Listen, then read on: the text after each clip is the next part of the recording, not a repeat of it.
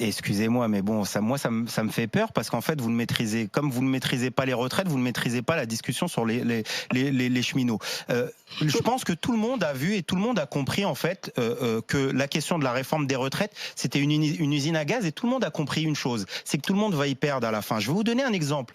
Monsieur Macron, il va quand à Rodez pour débattre? Le jour où il y a un quadruple assassinat, un attentat à la préfecture de police. Excusez-moi, moi j'ai 32 ans, mais je connais pas un président de la République que le jour, l'après-midi, il y a un quadruple assassinat qui va aller apporter ses condoléances et qui prend le train pour aller parler d'une réforme des retraites dont Bruno Le Maire dit les premiers effets financiers ne seront pas avant 2040, et qu'en plus de ça, lorsque à Rodez on lui pose la question sur la valeur du point, il dit attendez, on n'a pas encore mesuré. Excusez-moi, juste je termine là-dessus. Ce que vous ne dites pas, c'est que déjà, d'une part, dans la réforme de Levoy, c'est-à-dire une dévaluation de la valeur du point, c'est-à-dire que va y avoir les pensions de retraite qui vont baisser. La deuxième chose, c'est les 14% de la règle d'or. Vous allez plafonner ce qui est prévu pour les pensions de retraite. Et la troisième, ce que vous ne dites pas non plus, c'est que les cotisations salariales dans la préconisation du rapport de Levoy augmentent de 4%. D'accord? C'est-à-dire 4% sur votre brut, c'est du net en moins. Donc les gens vont partir plus tard, une pension de retraite plus faible, et en plus de ça, ils vont cotiser plus, et dans leur salaire, ça va se voir.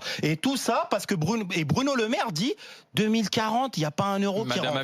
Mais justement, voilà, là on évoque un rapport de Levoy.